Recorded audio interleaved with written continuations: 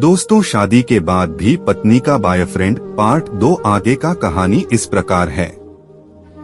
मेरे पिता के अंतिम शब्द यही थे कि किसी बेटी के बाप से कभी 1 रुपया दहेज न लेना। और उस डायरी में यह भी लिखा था कि तुम मुझसे आजाद हो और तुम कहीं भी जा सकती हो। डायरी के बीच के पन्नों में तलाक के पेपर रखे हैं, जहां मैंने पहले ही अपने साइन कर दिए हैं। जब तुम्हें लगे कि अब इस गवार के साथ नहीं रहना, तब तुम भी इस तलाक के पेपर पर साइन करके अपने सारे पैसे और जेवर लेकर जा सकती हो। लड़की डायरी पढ़कर हैरान थी और परेशान भी थी। ना चाहते हुए भी उसके गवार पति के शब्दों ने उसके दिल को छू लिया था। अब वो न चाहते हुए भी गवार पति के अनदेखे प्यार को वह महसूस करने लगी थी। वह फूट फूट के रोने लगी। डायरी में आगे लिखा था कि मैंने तुम्हें इसलिए मारा क्योंकि आपने माँ को गाली दी, और जो बेटा खुद के आगे अपनी माँ की बेइज्जती होते सहन कर ले, फिर वह बेटा ही कैसा।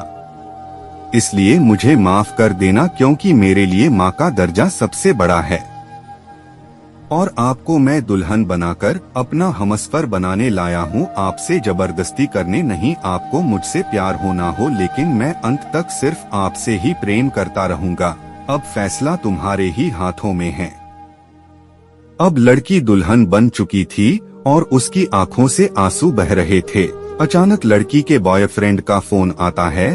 तभी गुस्से में लड़की अपने फोन को स्विच ऑफ करके फोन का सिम कार्ड तोड़ देती है। अब उसे सब समझ आ गया था कि जिससे वह बेहद प्यार करती थी, उसे तो सिर्फ पैसों से ही प्यार था। और सच्चा प्यार करने वाला तो मेरा पति ही था, जिसने सिर्फ मेरे पापा की इज्जत रखने के लिए ही उससे शादी कर ली। और उसे मेरा एक बॉयफ्रेंड है पता होने के बाद भी मुझसे इतना प्यार किया। मैं अपने पति का प्यार क्यों नहीं समझ पाई। यह सब सोचकर वह रोती रही। फिर उसने रोते हुए अलमारी का सारा सामान जैसा था वैसे ही रखकर ना जाने कब सो गई। अगले दिन उसकी पत्नी सुबह देर से जागी, तब तक उसका पति ऑफिस जा चुका था। तभी पहले नहा धोकर उसने साड़ी पहनी, फिर लंबा सा अपनी मांग में सिंदूर लगाया, जबकि पहले एक बिंदी जैसी साइड पर सिंदूर लगाती थी ताकि कोई लड़का ध्यान ना दे और किसी को ये पता ना चल जाए कि वह एक शादीशुदा है। मगर आज तो 10 किलोमीटर से भी दिखाई दे ऐसी लंबी और गाढ़ी सिंदूर लगाई थी। फिर उसने अपना मंगलसूत्र पहना और किचन में जाकर सासू माँ को जबरदस्ती कमरे में आराम करने देती है और खुद अकेली सबका खाना बनाती है। पहले सासू माँ को खाना खिलाती है और फिर अपने पति को फोन करके उसके ऑफिस का पता पूछती है। उसका पति उसको ऑफिस का पता देते हुए सोचता है कि कहीं उसकी पत्नी ने तलाक देने का फैसला तो नहीं कर लिया। मगर उसे कहाँ पता था कि वो अब सुधर गई है और उसे ही अपना पति मान चुकी है। इतने में ही उसकी पत्नी स्कूटी लेकर उसके ऑफिस खाना लेकर पहुंच जाती है। पत्नी को देखकर पति हैरान हो जाता है। तभी वह अपनी पत्नी से पूछता है, सब ठीक है ना, माँ ने तुमसे कुछ कह तो नहीं दिया। उसका पति सवाल पर सवाल पूछे जा रहा था।